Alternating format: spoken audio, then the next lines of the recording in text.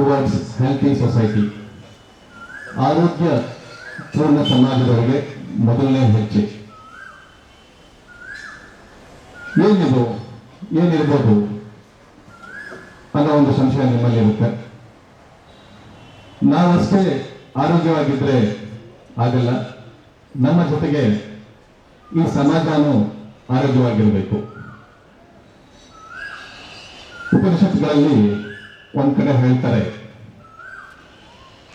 ನಾ ಅಕ್ಷರಂ ಮಂತ್ರರಹಿತಂ ನಾ ಮೂಲಂ ಅನೌಷಧಂ ಅಯೋಗ್ಯೋ ಪುರುಷಂ ನಾಸ್ತಿ ಯೋಜಕಸ್ಥ ಕಟ. ಯಾವುದೇ ಅಕ್ಷರ ಉಪಯುಕ್ತ ಆಗಲಾರ್ದ ಅಕ್ಷರನೇ ಇಲ್ಲ, ಎಲ್ಲ ಅಕ್ಷರಗಳು ಉಪಯೋಗ. ಅದೇ ರೀತಿ ಪ್ರತಿಯೊಂದು ಬೇರಿಂದ ಒಂದು ಔಷಧಿಯನ್ನ ಮಾಡಲ್ಪಡುತ್ತೆ. ಅದೇ ರೀತಿ ಈ ಒಂದು ಜಗತ್ತಿನಲ್ಲಿ ಬಂದಿರುವಂತಹ ಪ್ರತಿಯೊಬ್ಬ ವ್ಯಕ್ತಿಯಲ್ಲಿ ತನ್ನದೇ ಆದಂತಹ ಒಂದು ಶಕ್ತಿಯನ್ನು ಹೊಂದಿರ್ತಾನೆ.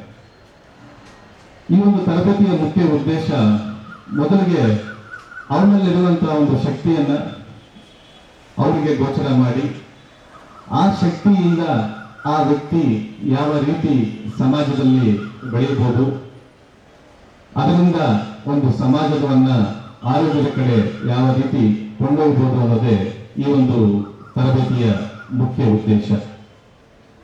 ಸ್ನೇಹಿತರೆ, ನಿಮ್ಗೆಲ್ಲ ಹೇಳಬೇಕು ಅಂದ್ರೆ, ಜ್ಯೇಷ್ಠತ್ವಂ ಜನ್ಮನೈವ ಜ್ಯೇಷ್ಠತ್ವಂ ಜನ್ಮನೈವ ಗುಣೌಚ್ಯತ್ವಂ ಉಚ್ಯತೆ ಗುಣಾತ್ ಗುರುತ್ವ ಇತಿ ದುಗ್ಧಂ ದಧೀಭೂತಂ ಕ್ರಮಾತ್ ದುಗ್ಧಂ ದಧೀಭೂತಂ ಕ್ರಮಾತ್. ಇದು ಸಂಸ್ಕೃತ. ಇದರಲ್ಲಿ ಎಷ್ಟು ಭಾವನೆ ತೊಡಗಿದೆ ಅಂದ್ರೆ, ಹುಟ್ಟಿದ ಕೂಡಲೇ ಯಾವ ವ್ಯಕ್ತಿನೂ ಮಹಾನ್ ವ್ಯಕ್ತಿ ಆಗಲ್ಲ. ಅವನ ಗುಣಗಳು ಆ ವ್ಯಕ್ತಿಯನ್ನ ಮಹಾನ್ ವ್ಯಕ್ತಿಯಾಗಿ ರೂಪಿಸಲ್ಪಡುತ್ತೆ. ಇದಕ್ಕೆ ನಿಮಗೆ ಉದಾಹರಣೆ, ಹಾಲನ್ನು ತಗೊಳ್ಳಿ. ಹಾಲು ಎಪ್ಪಾಕಿದಾಗ ಮೊಸರಾಗುತ್ತೆ. ಮೊಸರಾದ ಮೇಲೆ ಅದನ್ನ ಮಜ್ಜಿಗೆಯನ್ನು ಕಡಿದ್ರೆ ಅದು ತುಪ್ಪ ಬರುತ್ತೆ, ನಮಗೆ ಬೆಣ್ಣೆ. ಆ ಬೆಣ್ಣೆಯಿಂದ ತುಪ್ಪ ಬರುತ್ತೆ.